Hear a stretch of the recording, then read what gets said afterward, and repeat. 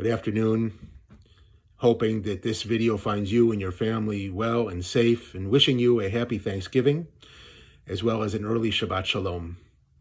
With the recent passing of one of our generation's greatest communicators and teachers, Rabbi Jonathan Sacks, I've been going back over and reviewing some of his writings. In his book, Morality, Restoring the Common Good in Divided Times, Sacks delivers an indictment of an era in which traditional values have been cast aside. And at the core of this problem, as Sacks views it, is a society that increasingly places an emphasis on individuality over and above being part of a collective whole. Sacks cites several studies focusing on the culture of me, including one from the University of Kentucky that looked at how this trend is reflected in pop music.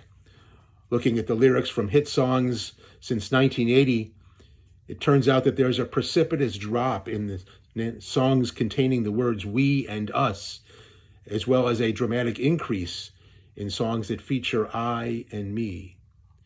He discusses the meteoric rise of a self-help industry that includes books and therapies and media, all focusing on the narcissistic impulse that, according to Sacks, ultimately leaves us feeling lonely and disconnected.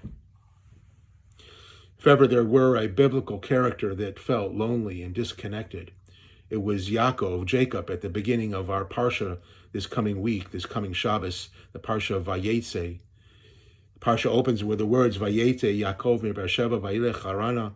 Yaakov, after having tricked his father into giving him the blessing that rightfully belonged to his brother Esav, he flees his home, Beersheva.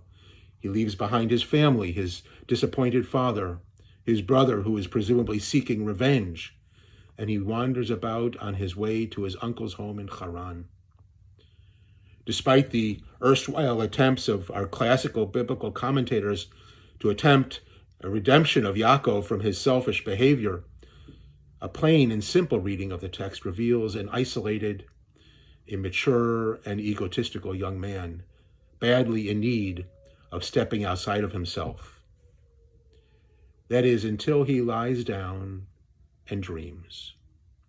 Yaakov's famous dream of a ladder based in the earth and reaching up to the heavens, followed by a promise from God to remain with him through his travels, this is one of those turning points in life. He wakes up and he remarks how holy is this place, va'anochi lo yadati, and I did not know. The syntax of the Hebrew is interesting and gives rise to a number of interpretations, because va'anochi lo yadati, if translated literally, would read something like, and I did not know. Rabbis wondered about this additional I. What does it mean? A chapter in Rabbi Lawrence Kushner's book, God Was in This Place and I did not know, focuses on a commentary by the 19th century Polish Hasidic Rebbe Menachem Mendel of Kotsk.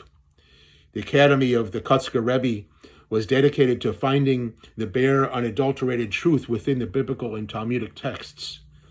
The Kotsker Rebbe read our verse as the very moment when Yaakov made room in his heart for God's prophecy by contracting his own I, that is his own ego, enough to allow for God's presence. When Yaakov wakes up from his dream, he has undergone a transformation. And from this point forward, he will marry and forge relationships, bear children, and he'll even have the courage to face his brother once again. We need each other, says Rabbi Jonathan Sacks, even when our sociability comes at the cost of celebrating ourselves. We need to unself, in Sacks's words, in order to leave our isolation and our vulnerability behind. Yaakov Avinu has a dream. He wakes up and it feels like the world has changed. He becomes a man and the father of the Jewish people. In reality, all he has done is opened his heart, moved his I aside, and let the world in. Happy Thanksgiving and Shabbat Shalom.